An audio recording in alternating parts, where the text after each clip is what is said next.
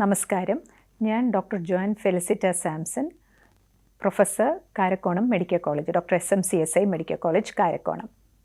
ഇന്ന് ഞാൻ നിങ്ങളോട് പറയുവാൻ ആഗ്രഹിക്കുന്ന ഒരു കാര്യം മുടി കൊഴിച്ചിൽ. ആരോട് ചോദിച്ചാലും എല്ലാവരുടെയും ഒരു വലിയ പ്രശ്നമായി മാറിയിരിക്കുന്ന ഒരു കാര്യമാണ് മുടി കൊഴിച്ചിൽ. അത് ഏറ്റവും അധികം കണ്ടത് ആ കോവിഡ് കഴിഞ്ഞ ഉടനെ ആയിരുന്നു. എല്ലാവർക്കും കോവിഡ് വന്നതുകൊണ്ടൊക്കെ ആയിരിക്കാം കാര്യമായി ഒരു മുടി കൊഴിച്ചിൽ ഉണ്ടായിരുന്നു. മുടി കൊഴിച്ചിൽ പല രീതിയിലാവാം. അതായത് ഞങ്ങൾ ഡിഫ്യൂസ് എന്ന് പറയും, പല സ്ഥലത്തും ഒന്ന് മുടി അങ്ങ് കൊഴിയുക, അല്ലെങ്കിൽ ഫോക്കൽ, ചില സ്ഥലങ്ങളിൽ മാത്രമായി മുടി കൊഴിയുക. അപ്പം ഫോക്കൽ ആദ്യം സംസാരിച്ചിട്ട് നമുക്ക് ഡിഫ്യൂസിലേക്ക് പോകാം.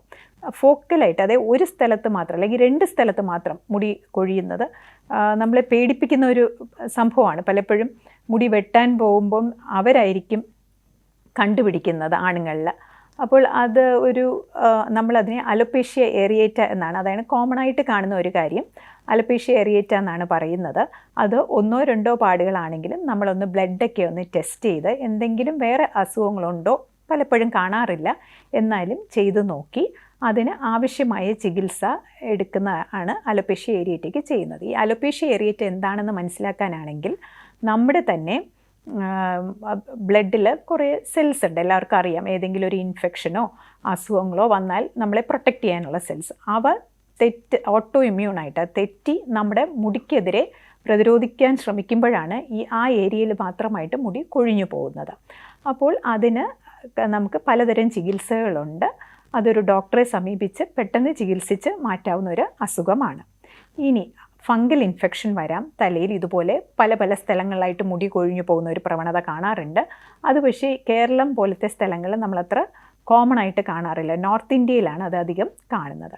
ഇനി നമ്മുടെ ഏറ്റവും വലിയ പ്രശ്നമായ ഡിഫ്യൂസ് ഹെയർ ലോസ്, അത് പലരും ആരോട് ചോദിച്ചാലും എന്നും എനിക്ക് മുടി കൊഴിച്ചിലാണെന്ന് പറയാറുണ്ട്. അതിന് പല കാരണങ്ങൾ കാണാം. കുറേ കാലമായി എന്നും മുടി കൊഴിച്ചിലുള്ള ഒരാൾ വരുമ്പോൾ നമ്മൾ സാധാരണ ബ്ലഡിൻ്റെ ടെസ്റ്റുകൾ ചെയ്യാറുണ്ട്. അതായത് നമ്മൾ സാധാരണ കാണുന്നത് രക്തക്കുറവ്, ഹീമോഗ്ലോബിൻ കുറവ്, അല്ലെങ്കിൽ തൈറോയിഡിൻ്റെ വ്യത്യാസം, അല്ലെങ്കിൽ വൈറ്റമിൻ D ലെവൽസ് ബ്ലഡിൽ കുറയുക. ഈ കാര്യങ്ങളാണ് ഏറ്റവും കോമൺ ആയിട്ട്. വേറെ ഒരുപാട് കാര്യങ്ങളുണ്ടെങ്കിലും ഈ 3 ഏറ്റവും കോമൺ ആയിട്ട് നമ്മൾ കാണുന്നത്. അപ്പോൾ ആദ്യം ബ്ലഡ് നോക്കി എന്തെങ്കിലും ആ വക കുറവുകളുണ്ടോ എന്നുള്ളത് മനസ്സിലാക്കി അത് ചികിത്സിക്കുമ്പോൾ തന്നെ നല്ലൊരു വ്യത്യാസം ഉണ്ടാകും.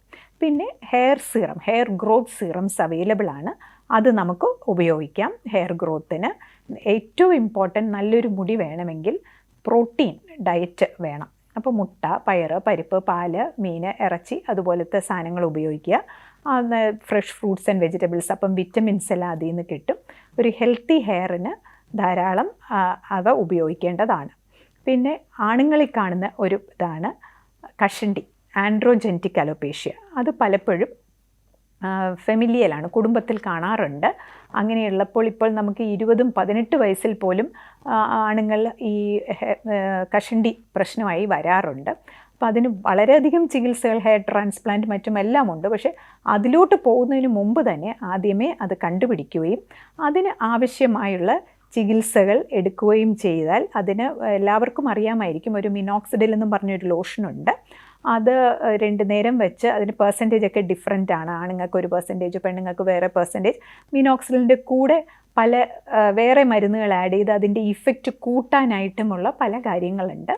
അപ്പോൾ അത് റെഗുലറായിട്ട് 3 മന്ത്സ് മോർണിംഗ് ആൻഡ് ഈവനിങ്, രാവിലെയും വൈകുന്നേരവും ഉപയോഗിക്കുകയും പിന്നെ പതുക്കെ അത് ദിവസം ഒരു നേരം ആക്കി കണ്ടിന്യൂസ് ഉപയോഗിച്ചുകൊണ്ടിരിക്കുന്ന അത്രയും കാലഘട്ടമേ ഗുണമുള്ളൂ. അപ്പോൾ അത് കണ്ടിന്യൂസ് ആയിട്ട് ഉപയോഗിക്കാൻ ആഗ്രഹമുള്ളവർ അത് തുടങ്ങുന്നതായിരിക്കും നല്ലത്.